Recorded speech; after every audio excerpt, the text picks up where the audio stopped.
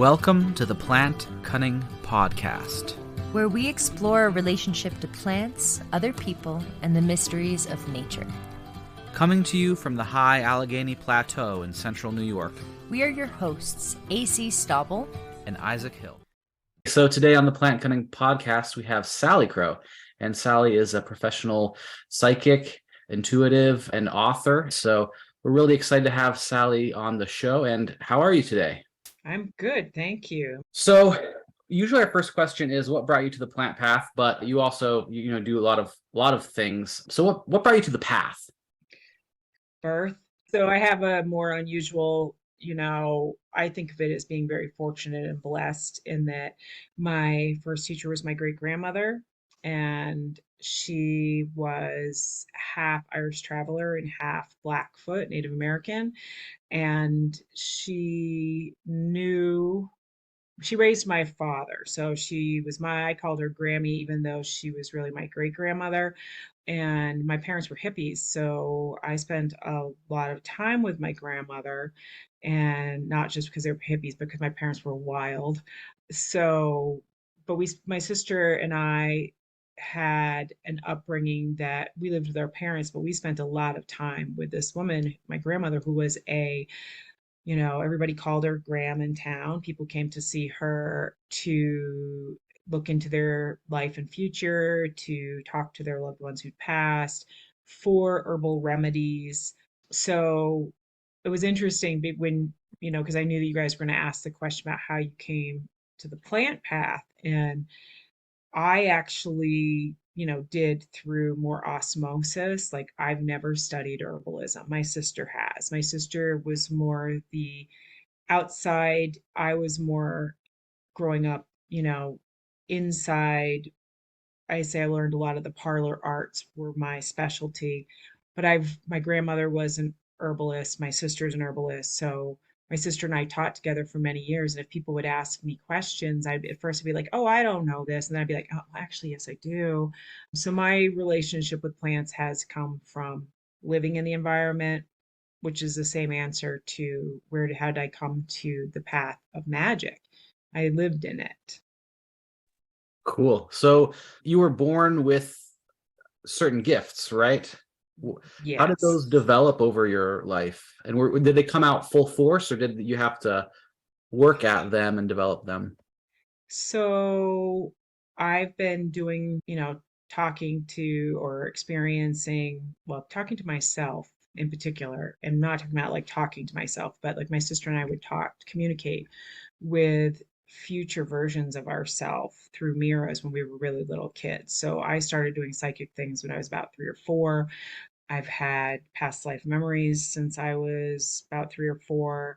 My grandmother, being gifted, did a lot of teaching through games, so like I learned a lot through playing card games, and that I was incredibly good at games that, like games like Rummy. I can still, like, if I'm really playing, I will win because I can see exactly when I should pick up cards and when I shouldn't, win by points. And so a lot of my early education was very simple. My grandmother would say things like, spirits talk to you, Sally, it's okay. Sometimes things, Sally, it's okay. But so I was experiencing things, spirits. We interacted with, elemental spirits as kids. My grandmother was also somebody who had a strong belief in the fae folk. And we had things that we did if we were going into the woods, things that we did if we were going to collect water from the well, things that, so like it's kind of like asking the child of a musician when they really started playing Right. music. They probably don't have memories that don't involve doing that. Yeah, and I guess that's probably why you were born into that family also. Right. Yeah. Because there's like the inborn gifts, and then there's the gifts of the nurture gifts, and then there's like the development and working with a teacher gift. Right. Well, I talk about the psychic skills or psychic ability, if you want, is actually 2 things. It's ability and skill. Ability is what you're born with. Yeah. And that usually comes from things that you may have developed in other lifetimes. And people who have a lot of natural ability are going to have experiences with spirit, even if they're not trying to, even Right. if that might be scaring them, even if it's forbidden in their religion, you know? So there's a lot of like, that's why I say I feel really lucky. Like, I had support in that. It was made normal for me. And yes, I was going to have a lot of experiences regardless of whether I had that nurturing or not. I was one Mhm. of those people who I didn't have a choice on whether I was going to be psychic. I just was. Yeah. It seems like there are a lot of people who are born with the ability, but then in this culture, especially, that's just shut down immediately. Yeah. Instead of being encouraged, they're like, don't ever talk to anybody about that.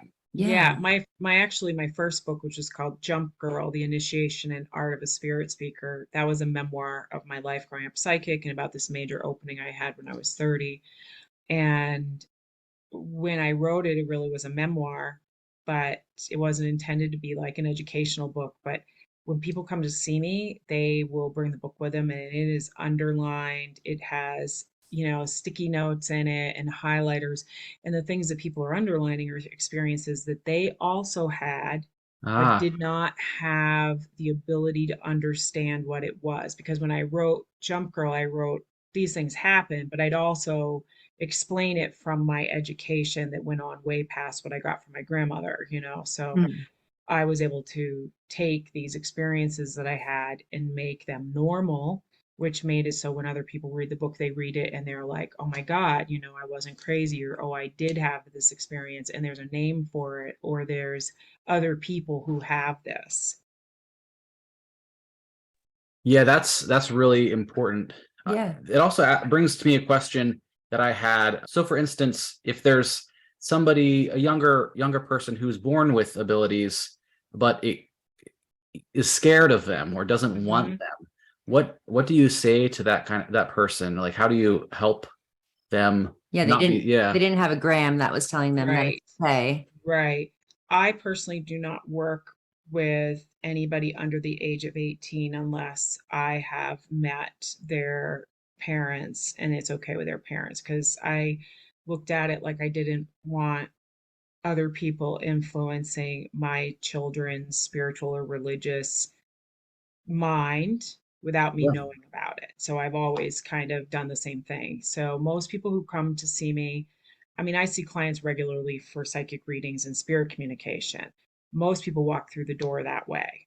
They Mhm. come in and I'm able to see that they have these gifts maybe even before they tell me. And one of the things that I tell them is that they've got to take the words maybe, kind of, and think so out of their vocabulary when they are talking about the experiences that they have had. Because when we describe our spiritual experiences, very often people will be like, I think I saw my grandmother. And I'm like, well, why don't you take the word think out of that? And, so they'll be like, I saw my grandmother. And I'm like, well, how does that feel? And they'll be like, I saw my grandmother. Because when we say it in the affirmative and we really had that experience, we feel it viscerally in our body. We know that we had that experience. We know we had the experience when we say, I think, or maybe that was, maybe I saw a spirit. Maybe I had, maybe you don't know the exact terminology for what you experienced, but you had the experience. Mhm. So the first thing that I tell people is to start taking those words of doubt out of how they speak, because that is their biggest hindrance. That's the thing that has to go first, is this constant doubt. Because we can think thousands of things in any one moment. What makes you think that one thing at that time? Okay.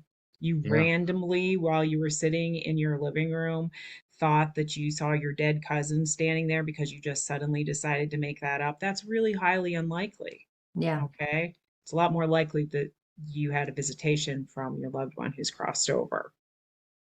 Yeah. But in the material reductionist worldview that we grow up in most of the time, that's not possible. Right. Even though people experience it every day. Mhm. But a lot of those people who right now, I believe we're going through psychic evolution. So I think that we're in the process of a great opening. People call it awakening, they call it ascension, they call it a lot of things. I call it psychic evolution because I think it's a natural process. and that an evolution is a mutation of sorts. It's like something is changing in our ability to perceive. I also think that this is very normal and that humans naturally have more heightened intuition, but religion and culture has like pushed it out. And now we're starting to bring it back in. And so people who aren't even looking to have experiences are having experiences now. And enough of us are having experiences who want them that we seek to understand them and then seek to normalize them, Mhm. by having a podcast talking about it or writing books talking about it, or we are we're changing it just by the fact that we're talking about it. Hmm. Yeah, having open discussions. I, Yeah. I guess the other side of the like there's the getting rid of the doubt words, but there's like doubting your experience, but then there's Hmm. also being scared Yeah. of entering that world because it Yeah. is can be very scary. It can be, but most of our fear, if we sit with it, is created by religious dogma Mm. and bad 80s movies. Okay. Scooby Doo, like this sensationalized, just like, Harry Potter's really cool, but real magic doesn't have as much fireworks. It's not as Yeah. much visual display. That's Hollywood. It's the same thing when it comes to spirit communication. One of the things that people fear a lot when it comes to opening themselves to communication is that they're going to be attacked by, evil spirits. And I'm like, yes, there are some, bad spirits out there. There's the same thing you can say about walking down the street in physical form. The majority of spirits you're going to come in contact with are going to be good. Mm. And there might be one or two. You might have be that person. Then you educate yourself. You learn how to identify and how to trust your own experience. But the same thing can be said, like I said, about walking down the street. And most physical people that I meet are generally decent, but not all of them. Yeah. Hmm. Or even if they're not decent, they might hold their Right. There, Mhm. yeah, because also the big thing is like there's been this real uptick of people who are, in my experience, because people are coming unraveled. I mean, you guys have probably seen it too. People are really struggling. There's a lot of people who are struggling with mental illness. There's a lot of Right. yeah. people who are kind of coming apart at the seams and they're seeking, they're looking. And so it's hard to get clear answers about anything when you're in a deep space of fear. So when you're like, how do I know how to trust myself? Well, that's where that saying comes in about meditation. you know, like we talk about it all the time, and people think that, it's hard to meditate. It can be, and it's hard to it seems boring in comparison to maybe some of the things you'd rather be doing, but you have to have the ability to center yourself, or you can't trust yourself when you're put into a situation that is, you know, maybe volatile emotionally at all. And Yeah, like, so you got to really be able to center yourself before you do. I just tell people there's a lot of ways of doing that that are not about sitting on a cushion, like rocking in a rocking chair, mowing the lawn, weeding the garden, crocheting or knitting, all of those woodworking, whittling, like all of these little things that we watched our grandparents maybe do for hobbies were actually things that allowed you to slip into a more meditative state because you don't have to have your like super crisp mind paying attention. absolutely. And as far as like tools for centering yourself, there's probably also some tools you can speak of to gain confidence with dealing with the spirit worlds for protection. Just like in the physical world, if Yes. you're walking through the street, you might feel a little more confident to have a little pepper spray in your purse if you're Yep. a woman walking alone. Like, do you have some My tools actual for real thing protection? that I tell people to do is to get themselves a doorman. Hmm. Okay. So I call the protective spirit. I used to own a bar when I was in my 20s. So your doorman says who can come in, you can come in, you can come in. You need to stay here. I'll pass a message for you, or you just need to stay away.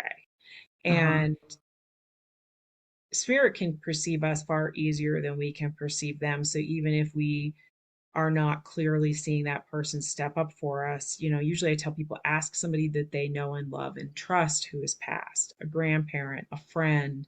you know they don't have to be big and bulky in life, because that doesn't really matter in the spirit world. You just want somebody who's going to have your back, somebody who's going to watch out for you, and to me that's better than pepper spray.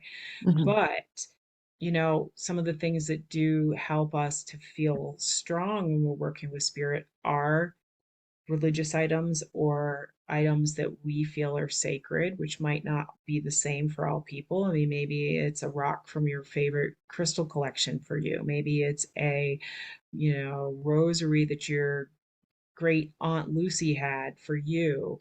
Like, what we're really doing is we're creating our own protection by concentrating on that item. And it's not to say that that item doesn't have its own resonance, Mhm. but it's really what it's doing is it's activating our belief that we're protected. Mhm. And to be quite honest, when it comes to the spirit world, we have more control because we have a body, we are incarnate.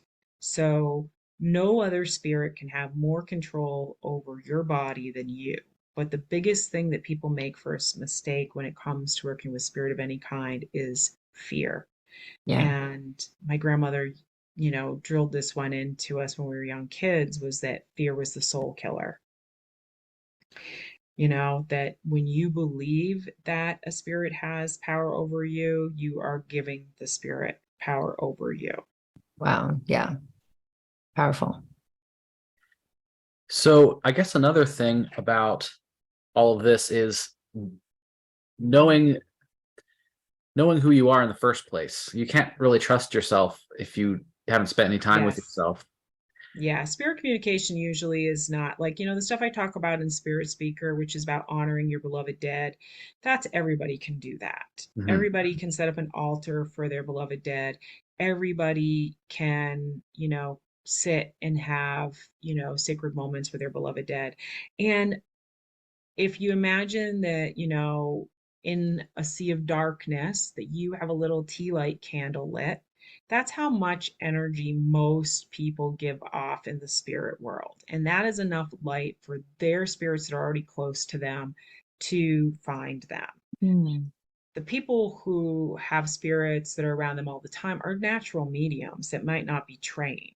Mm. But, like, if you're the person who, you know, you're the one that always ends up, living in the haunted house, or every time you go to a place where there's a spirit there talking to you or doing something that you see them, you feel them.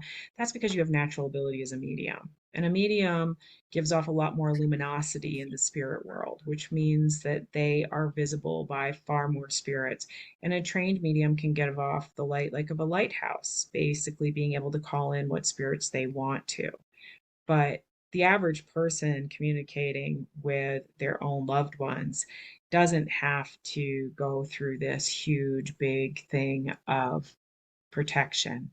Mhm. But, and when it comes to psychic development, mediumship is actually, and channeling is actually considered like a top level psychic ability. Mhm. So, most people are going to be experiencing empathic ability, which is Hmm. physically feeling the emotions and, sometimes even physical pain of other people. And then if you go above that, if you think of, psychic ability is more like a spectrum, if you go above that, then you're starting to think about people who have the ability to see into the unseen world, whether that's precognition or just being able to, read a person's body when you're doing healing work on them. All of these, knowing what that plant is capable of. Now that kind of borders a little bit in between, channeling and communication. Okay, because whether you have the ability to communicate with plants or animals or dead humans, angels, aliens, whatever it is, it's all the same ability. It's just like changing channels. Okay. Yeah. Wow. Interesting.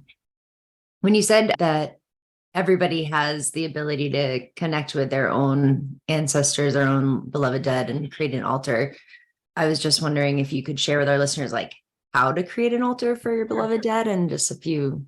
Sure. tips on that. So I wrote Spirit Speaker actually for everyday people because my work is in, I live in a rural area. My business literally grew word of mouth until it was, to the point where I was meeting people who were making bigger things happen. But I have everyday people, waitresses and doctors and grandmas. These are my clients, and people have regular questions. And one of the things is that they want to have a continued relationship with their loved ones who've passed into spirit. And this used to be really normal, like in human, like life as we know it. The majority of time, human beings have believed in honoring their dead and the ability to reach out to them in times of need. Yeah, totally. And so, a home altar is a way for you to create a space. It's very much like thinking of like a gravestone. A gravestone, when you go into a graveyard and you go to sit by a gravestone, you are leaving behind your, mundane stuff that really isn't important. You're there for a deeper level of communication. And an altar creates the same thing, but you can keep it in your home because most of us are all over the place now instead of, living in the same town that our family's Yeah. dead is buried in. True. Okay. So the altar gives us this home environment to do that. And it can be as simple or as elaborate as you want it to be. Mhm. A shelf, top of, like a bookshelf, top of a dresser. These are all, you just want a flat surface. And I usually recommend that people put it in a place that their loved one really enjoyed being in. So if your mom was a kitchen person, you might want to have your space set up for her in a kitchen. That's Your a sweet altar can, idea. yeah, your altar can be for one person or the whole family, but you put pictures of the person. You might put, spiritual items that make you feel connected. You could put crystals and seashells, if it's really completely yours. If your, grandma was an amazing cook, you might put a wooden spoon on your altar to, in that recognition of that. And the key is to interact with it regularly. So I usually suggest to my clients that they get a regular little candle that they can put on their altar and that they spend about 5 minutes with it every day and that they literally just talk to that person that they miss because spirits can perceive us far easier than we can perceive them. It's kind of like a police mirror, and the spirits are on the side that they can see us, hear us, watch us. Their difficulty is getting us to see them, hear them. So most people are like that other side of that police mirror, in which they might sometimes know somebody's over there, they feel them, they sense them, but they can't quite make it out. So spirits know when we can feel them because we react. So like if you have like maybe your uncle's in the room with you and you feel for just a second that you're not alone and you go, okay, well, that's enough for the spirit to know that whatever they did worked. Okay. Okay, because you just made a reaction. So they're over there going like, "Oh my God, they got it. They got it." So Oh, they're going to keep trying to do those same things, So like if you do have that experience and you're like, "I feel like that could have been my loved one," then maybe you give space for that experience to happen again, like you sit in the same place or you just kind of keep track of where it's happening for you because spirits are opportunistic. If they see something's working, they're going to keep doing it. yeah. It reminds me of my friend Cliffy passed a few years ago, and one of our other friends went to his gravestone, and he showed up and was like, "What are you doing here?" Yeah, Like I'm with you. You could have just right. called from your house. Exactly. know? Exactly. They can go, and that's it. Time and space isn't the same when we're dead. So, they can easily go from Vermont to California, back to New York, like that, like to visit people. I think the graveyards are for the living, Mm. you Yeah. know, because they, like I said, they're a place where we can go and we're setting aside time to be connected to them. It's a place of giving honor. I go visit my family graves, usually at least once or twice a year. But Mm. more often than I go there, I go to a sacred place on the river in the White Mountains that my family spent every summer at all the time. So Awesome. my sister and I drive, it's like an hour and a half from where I live, and we usually drive it. Maybe I think we do try to do it just about every month, every other month at, because for us, that is more than going to the graveyard. We're still Yeah. hanging out with our people, but we're hanging out with our people where we all like to hang out with each other. So when you had a hiking buddy that passes, you're going to feel that hiking buddy with you more often when you're on the trail. If your dad really loved going on long car rides, you're going to have that partner with you in spirit as soon as you get into that travel mode. Yeah, totally. Yeah, I felt like that with my uncle who gave us a mini school bus. Like that bus, he carried us through some really hairy situations that Yeah. should not have physically happened. Like the bus was missing a screw in its axle to keep the wheels off. Yep. And we were going Yeah. to the mountains in Canada and we were fine. And then the bus just wouldn't start for no reason the next day. And we had to take it to the shop. And they were You're like, like, oh, you're lucky you didn't lose your wheel. Yeah. exactly. And I was like, that was Uncle Dick. Thank you so much. Yes. Yeah. Yeah. Yeah. It's amazing sometimes what, you know, when we get out of our own way and when we get So, out of our own way. yeah. Yeah. And then what about like spirits or, loved ones who have passed sending like symbols or signs or animals that cross your path and make you think of Mhm. them? Do you think that they reach out through that way too? Or is that something that we're Yes. attributing Yeah, but they do here? it. Like I always try to tell people, spirits are far more opportunistic. Like the things that we're Uh-huh. experiencing and associating with spirits are connected to spirit, but the way they're doing it is what's usually different. So, like the animal thing, like I see a deer on the side of the road and I immediately think of my grandmother. Mm. That doesn't happen every time you see a deer on the side of the road, right? So, what Right. Mhm. happens is that maybe your grandmother was already with you and you see that and you're already maybe thinking about her a little bit or maybe not, but maybe she's with you and then all of a sudden you see the deer and she throws her energy at you at the same time Okay. so that you associate seeing the deer with her. So the same thing happens with like songs on the radio. People constantly receive messages that way where a song starts playing and they know that their friend was with them or whatever, and that is true, but it's not because the DJ got a message from Spirit, because DJs would be making a lot more money if they could take requests from the dead, right? Okay. Yeah. Yeah. So what actually happens is they're already with you listening to that music, and when the song comes on that they really loved and they know that you know they love it, they push their energy at you at the Wow. same time. Okay. They can also give you earworms. So, like when people talk about getting an earworm, Totally. sometimes that is spirit. Because like my aunt, when she died of ALS and she had a 17-year-old daughter at the time, Mm. and her daughter's a healthy, wonderful mother herself now, but her daughter went through years of addiction, dealing with her mom's dying. And my aunt was constantly checking up on her, but oh my God, it started the day of her funeral. Started playing the Pina Colada song in my head.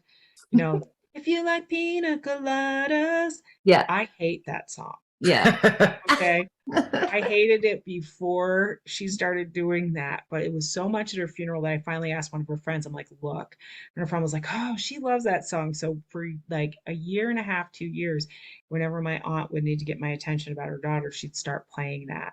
The funny story is, though, is that at one point, because I used to get so mad, I'd be like, just Yeah. stop it, okay? Choose a different track, please. Right. Well, she did.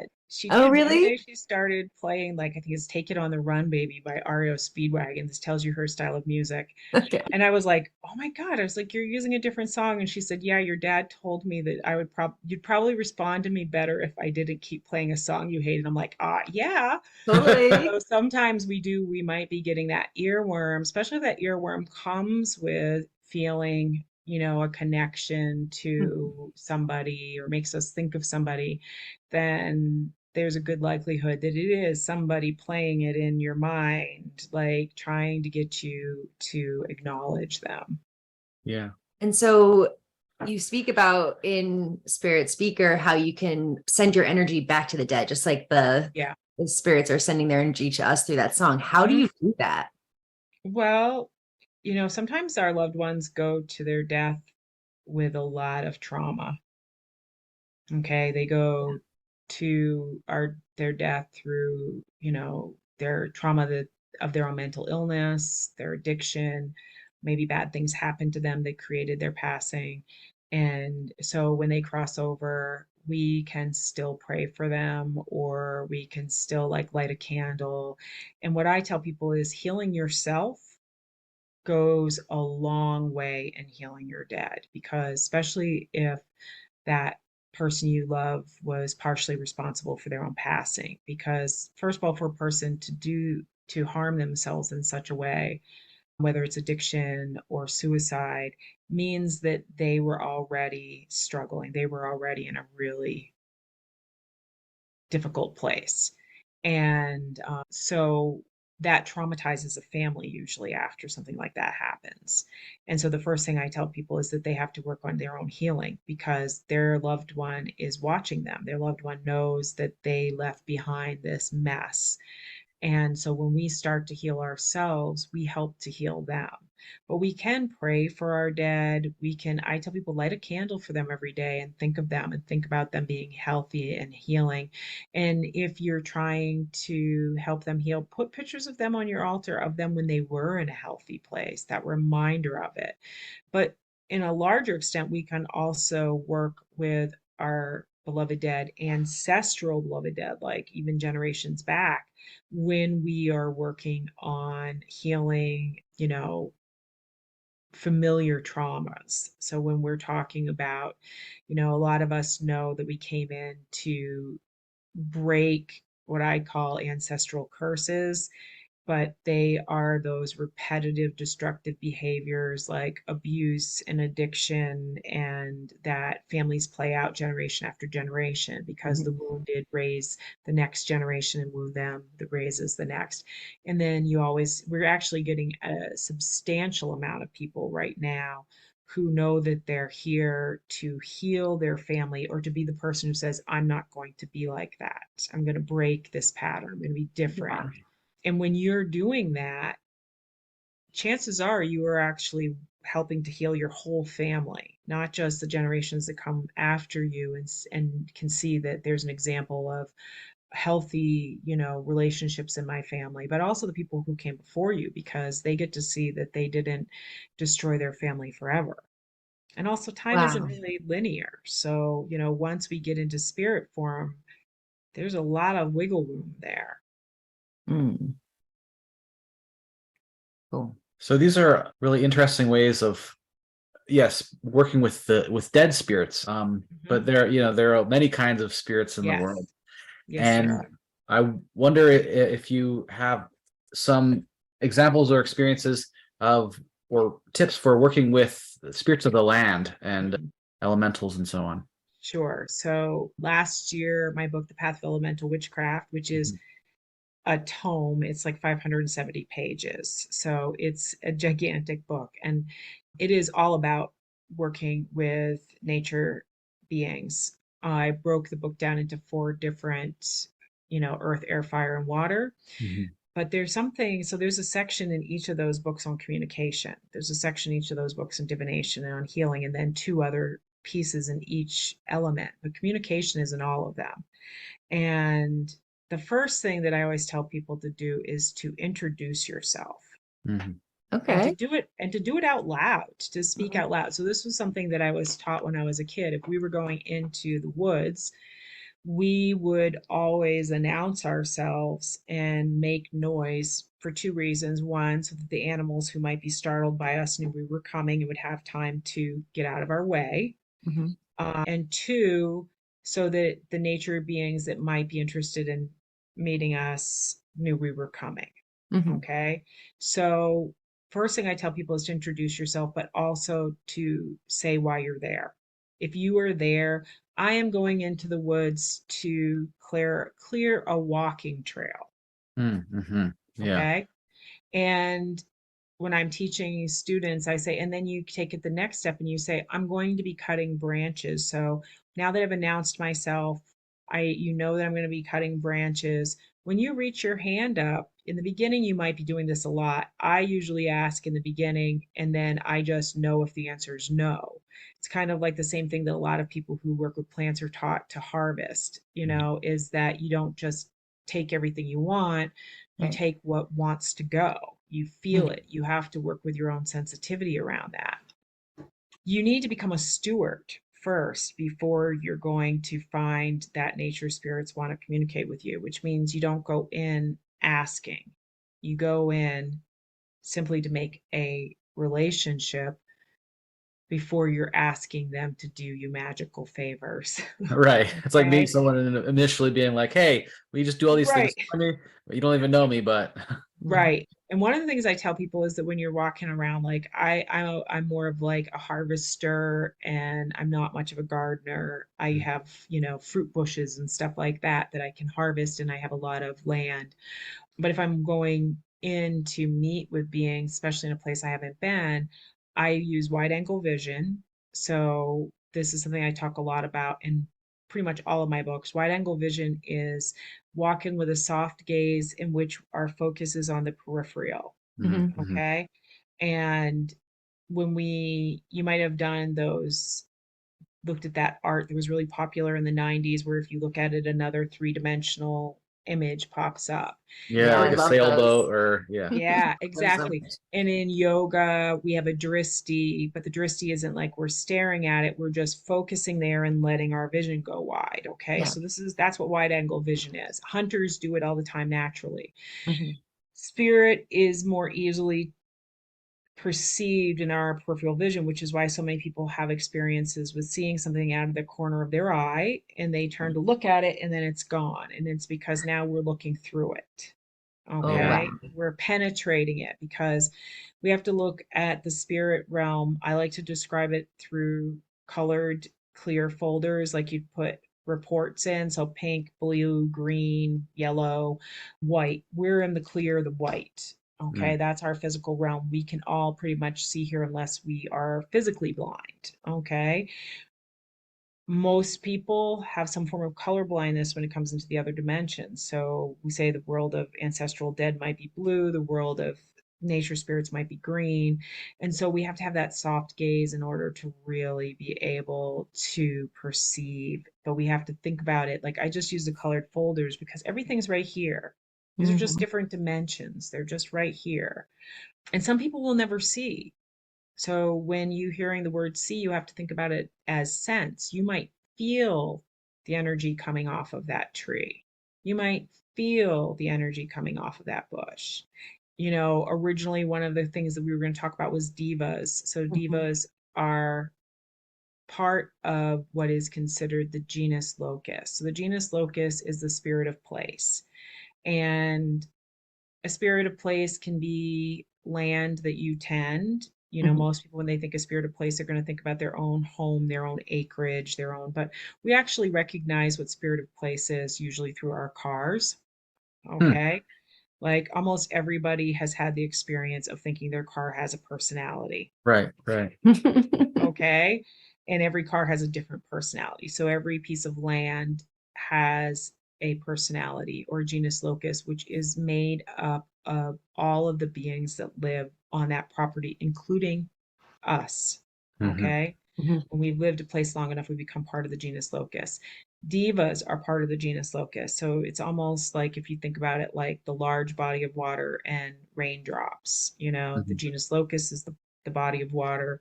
The drops are the devas. They are a part of that genus locus and they are very connected to places that are groomed. Okay, so if you want to have a diva and you don't want it to be super polished, like you're using a bunch of pesticides and stuff, but they're more often going to be seen in orchards, gardens, places that are beautiful and being tended because they actually like to help things grow. Nice. Mhm. Okay. So, you know, one of the things I tell people if they're trying to attract divas is to make the space that you're tending attractive, maybe put in, I'm a huge altar person. Mhm. Mostly because we all have altars throughout our house anyways, and we just don't call them that. The shelf that you have with all the seashells and the pictures of you and your family at the ocean, that is an altar. Yeah. Okay. That's an altar to the ocean and to family memories. And, so altars in our garden are places that we give honor, that we say, I recognize this as a sacred place. So when we put the effort into bringing things in that make that space beautiful, we're going to be more likely to attract divas. And again, especially if we ask for them, especially if Yeah. we are working in that garden and saying, I'm Sally Crow and I really want to welcome divas to this place. So that's actually my own personal story as far as like the land I live on, I've lived on for 25 years. And when and for a long time nothing really was around me, and Mhm. every time that anybody has developed anything near my home, cut wood, like forest, done anything, I have literally gone out into my field and put out a call and verbally said that I welcome all nature spirits that need a safe place to Yeah. be, to come to my property. And I've gone way past that now. I've built altars and done geomancy to create, to enhance the vortex energy of the property in order to make it easier for elemental beings to be perceived here, because I've done a lot of teaching on my property as well. Mhm. So there are things, but the altar is the easiest way. And if somebody's really interested in it, there is a whole section on geomancy in the Path of Elemental Witchcraft that goes into details on ways that you can enhance the energy of your property, including being able to recognize where ley lines are crossing on your property and where you should be putting altars and all of that kind of stuff. Yeah, I find that So, stuff very interesting. We had an episode just on yeah, walking the land and looking at vortexes and so on, earth energies, and it definitely seems like a fun direction to go in too. it really leans it. So feng shui is another form of Right. geomancy. Dowsing is a form of geomancy. Vastu, Yeah, Vastu. they're right. They're all about working with, and even when we talk about like, I think the Aboriginal Australians and call them dream lines or something Mhm. like that, that they walk dream trails, or I think that's the term for it. And that's really also the energetic lines of the planet. And as humans, well, not even as humans, animals follow ley lines. So I'm a druid and I have a lot of friends in the UK and stuff that are also druids. And in the UK, all of the ley lines are really marked out and acknowledged. Right.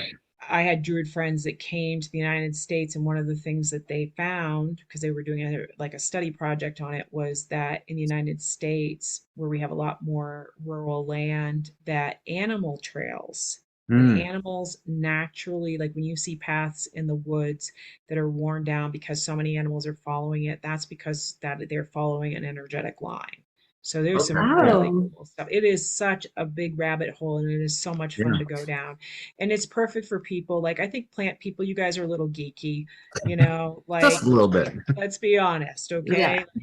So you'd probably also love geomancy Mhm. because it's also a little geeky. It's got some science in there, it's not just, I do spirit communication, but let's face it, there's not really a scientific method to Yeah. spirit communication. There is a scientific method to geomancy, just like there's a scientific method to creating medicine with plants. Right. Yeah, Yeah, and you can like it, there's scientific explanations for it too, like electromagnetism, exactly. geomagnetism, and so on. But one thing I always that I am interested in regards to geomancy and ley lines, well, I think that ley lines people call different things ley lines sometimes too. And there's that tension in the same way that you can be born with abilities and develop them. there seem to be natural currents of force, but also the ability to develop them, You or can move them. you can move them. Okay. Yes. Dowsers, that's one of the big things that they work on is like if energy lines are in a disruptive pattern, like maybe running through your bedroom, Yeah. and you can actually work on moving them. So it's not that you're really Whoa. creating them, it's that you're moving them. So there's two different types of lines. There's water lines. So when we think about Yeah. dowsing for water, that those are water lines. They're sometimes called serpent lines. Dragon lines are electromagnetic. They are the reflection of solar radiation coming off the planet. Hmm. And interestingly enough, since science has gotten involved, they can be measured. The Hmm. radio, the magnetic ones, which is Yeah. what traditional lays are considered. And they are at their highest potency at about 3:30 in the morning, which is something I find really fascinating because most people who have random experiences with spirit Yeah, around The that witching time. hour. them. Yeah. Yes. Okay. So that is like it's really cool because we're actually living in this very exciting time in which science is catching up with magic. They're Mhm. all Yeah. like, look at our new discovery. And witches and shamans everywhere going like, this isn't Yeah. really new, guys. You just have your own language for it now. Good for Right. you. Yeah, So I redo wonder it. if is that's because that's kind of like the darkest time. It's like before the dawn Yeah. starts. That's like that Yeah. part where the sun is farthest away from your location. Yeah, yeah, it is. It is when it's the darkest, and I'm not sure about the exact science of why that is the strongest. My brain went into a totally different thing when you said that. I was actually thinking about like, why is science catching up? And science is catching up because we are coming back around, like I believe we're going through a psychic evolution in which more and more people are becoming psychically sensitive, having spiritual experiences. I think of psychic abilities as being more of an art than magic, but then again, I think of magic as being science that hasn't yet been explained. So you see, it's like we're starting to figure it out. But as somebody who's worked with the public and seen clients for 34 years, I have noticed a huge uptick in people who are having experiences. And that's also why we're getting more out of science, because some of those people who are having experiences are scientists. They Mm. want to actually understand instead of just saying, no, this is impossible. They're saying, I want to know how this is possible. Yeah. Yeah. And I think some of the best scientists in history were very intuitive. Yes. Mhm. Or they let Yes. themselves go into that like meditative state a lot to be able to like solve big problems. Yeah, exactly. So Druids call that Awen, the spirit of Mhm. creativity, when we can be downloaded. And it's used in many ways to describe why, like why do shamans all over the world have certain techniques that are the same? Why did this pop up in, like the pyramids and all these different places? And, like we have people who want to explain it like, well, there must have been these people who came from a boat. It's like, or you had this influence that was going out through the cosmos, Right. Yeah. and people Inspiration. with sensitive minds all were tuned in at the same time. Okay. Yeah. Because like I wrote a contribution to an anthology called The Coronavirus that came out in like May of 2020. And I was kind of late to the writing of it. Like a bunch of people had already written their piece when I was invited to write in it. So they actually sent me five other people's writing so I could see where other people, because this was like, what do you think that this time that we're living in is about?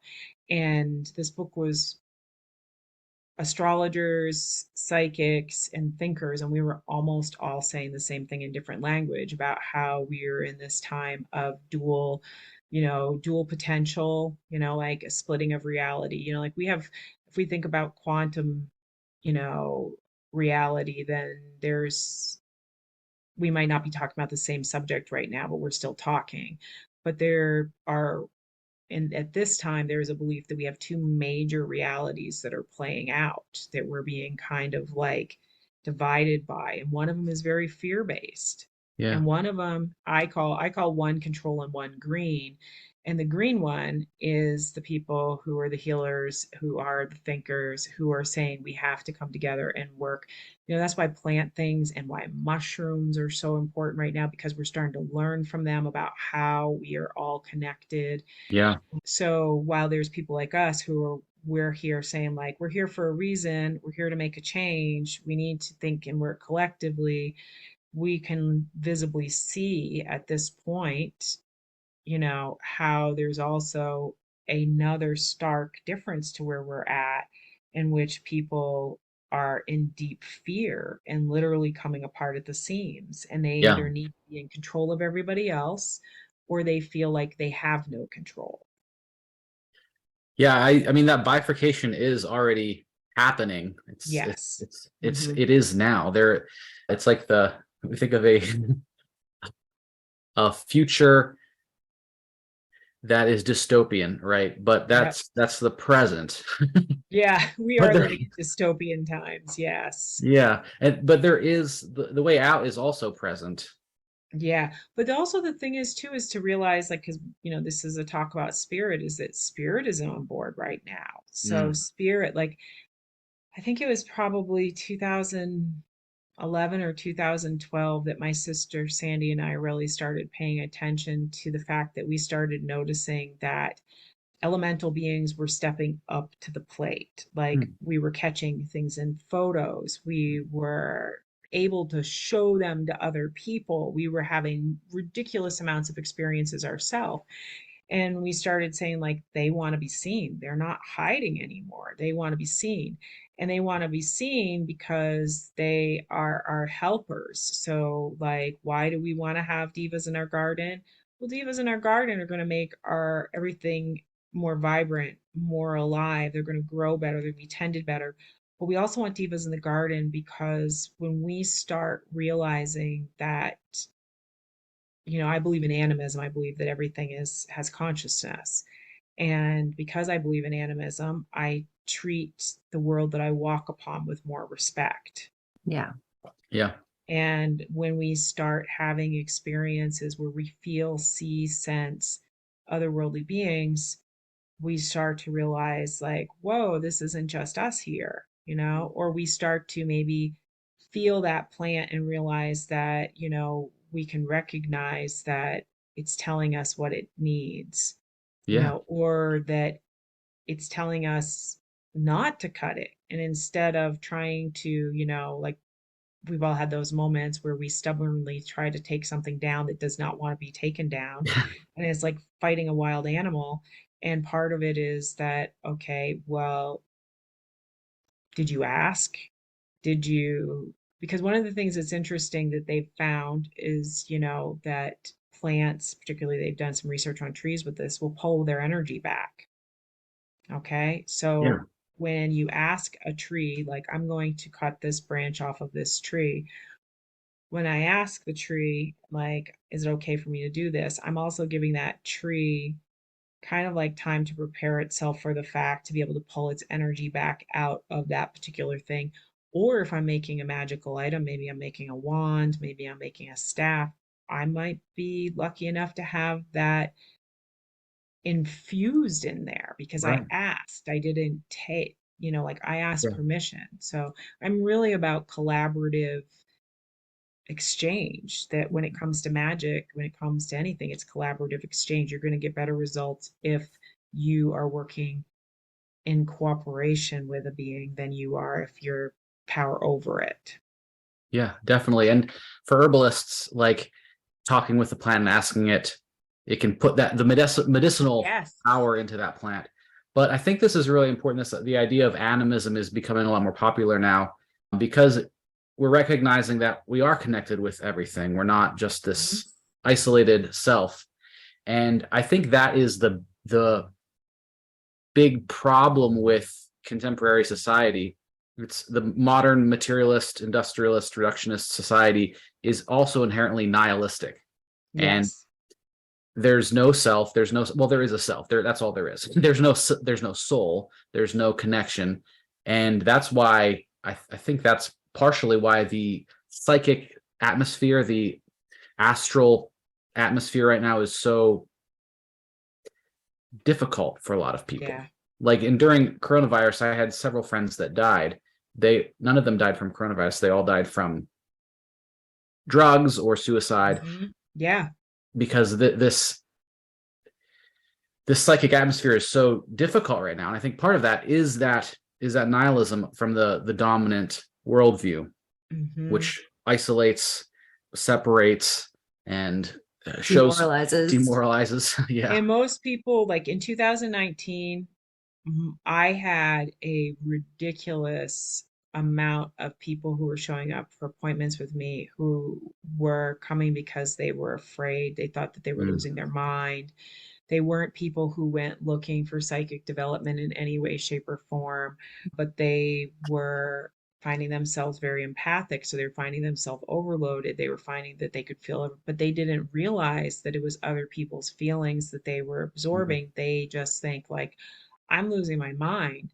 I can be happy one moment and the next moment I'm an emotional wreck and I'm screaming or crying or something's wrong with me. And it's like, well, this isn't all yours, So there is that nihilistic, like patriarch society, like industrialization that they're also fighting, but they're also, because of that, this experience does not make sense to them because they Right. can't Yeah. see that it can be coming from an outside source or even how to take care of themselves in that moment.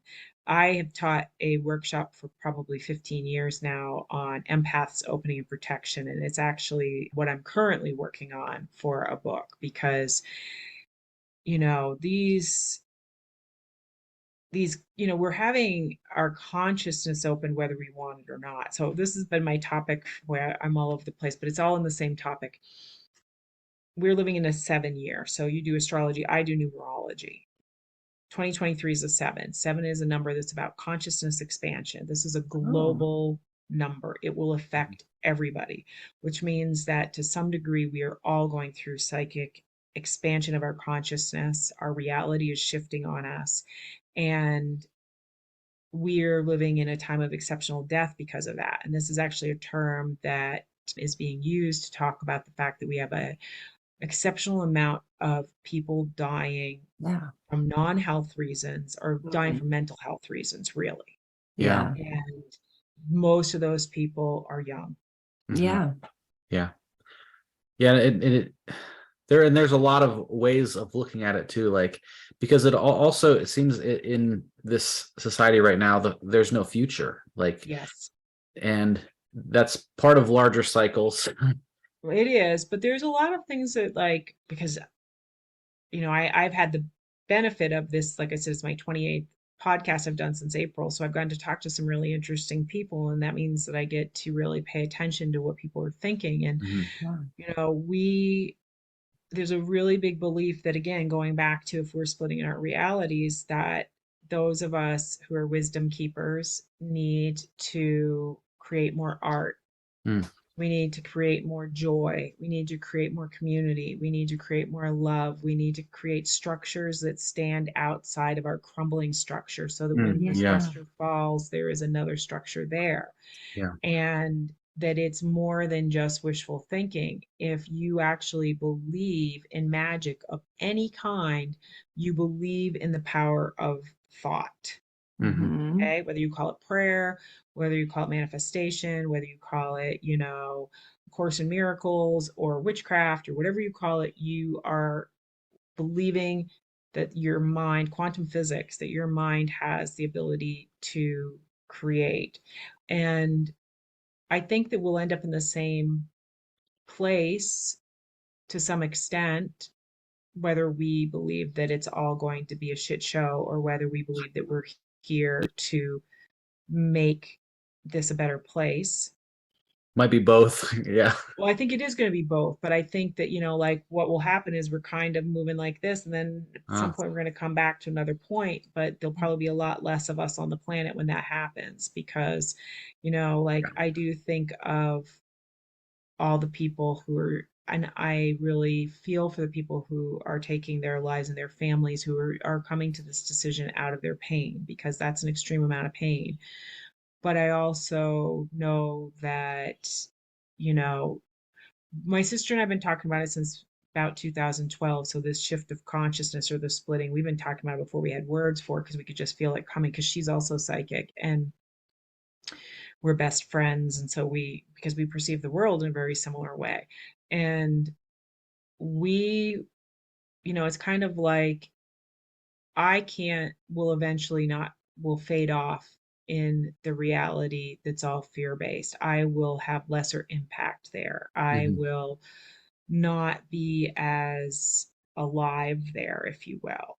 And a person who's a shut in because they're so afraid has already taken themselves in my world and made themselves small because they're just barely existing here.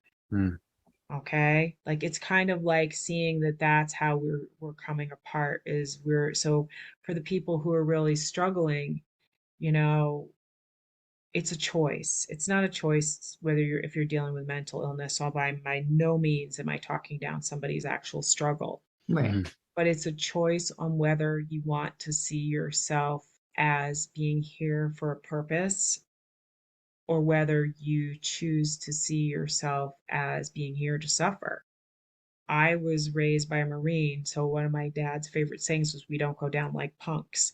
And that is kind of a way that I live my life too. Is like I know I'm here to be boots on the ground, just like you guys are. Yeah. It's like we're here because even if, you know, your words get out to only a small community, you're still influencing and supporting a small community that helps them to perceive that there are other people who are thinking and doing and believing that we can make a change. And that is how we actually start shifting things when we start seeing that we are a global force, that the majority of people are not, megalomaniacs, and the majority of people are not, greedy and violent. There are a lot of people who are struggling who feel that they don't have enough now, who might be being bought into that consumer mindset or who might be struggling and are filled with anger.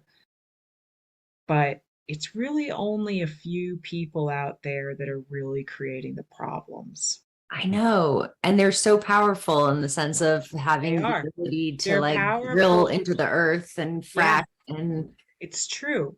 yeah, But there's some amazing things that have happened in that too. Like I am friends with druids in the UK who made a huge movement that involved magic around fracking. really. And there are things that we can do, and Mhm. what you guys are doing is part of it. Is like when I had the major opening, one of the things that came through was that we had to utilize the same systems that they do. They use the news, they use the media, they use the bandwidth. Okay. And so no matter how small somebody's podcasts are, you are also using that bandwidth. You're Mhm. also putting something out into the stream that is not vile. Yeah.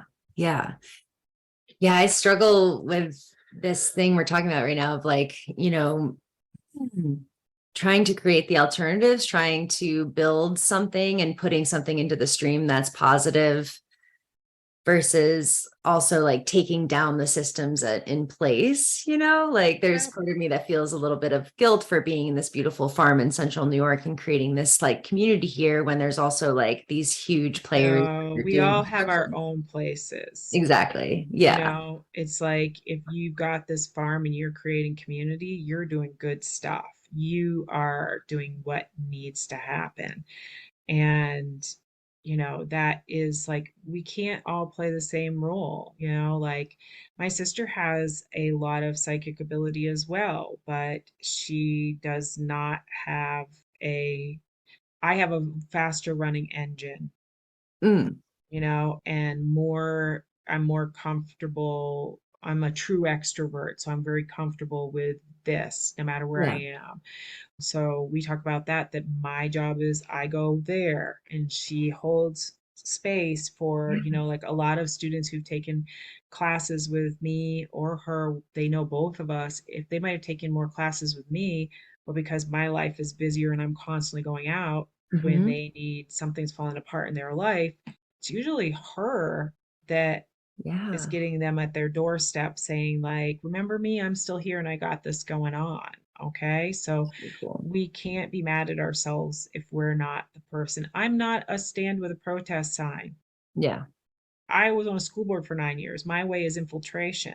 Yeah. Yeah. I I'm like going that to too. be as mainstream as I can and change what mainstream is, Yeah. but I'm very thankful for the person who's got their angry pants on out with the protest sign. Absolutely. Because like you said, everybody has their role and their place, and Exactly. different times in our life, maybe we are more drawn to that. And yeah, Yeah. it's really nice to know that we have people doing that and having these different tactics. Like, Yeah. Yeah, and I think what you were saying about the purpose and suffering is really important too, because if you know your role and your purpose, then the suffering is for something. Yeah. They actually did. This was an interesting thing they did. I saw this on, it was like one of those like old house kind of shows, like where they pretend, I think it was like 1940s house or something. It was in Britain. It was set during World War II. And so they focused primarily on the women who would be living in the house, would be dealing with rations, all that kind of stuff, bomb scares, having to have the bomb raids at night. And about a month in, they were seriously, the whole group of them, the mother, the grandmother, and the children were all struggling with major depression. And so they decided that they needed jobs because in World War II, people really had jobs. So the kids had jobs collecting metal and rubber and things that were needed for the war effort. And the women joined the USO, and it completely changed everything. Nobody was struggling with depression Mm, because they all felt like they had a purpose, that they were so actually important. doing something, that they were, no matter how small my part is, I am saying that I don't want this and I'm going to do this to make Yeah. a difference. So that's the piece I think that I'd really like to, like bring this around in a closing for, is like, like people have to realize, like, think about what you do. Even if it's just that you are able to, you make canned goods and you donate some to, the local food shelf, or you always make sure that you shovel out your elderly neighbor's driveway while you're doing your own. That is still showing humanity.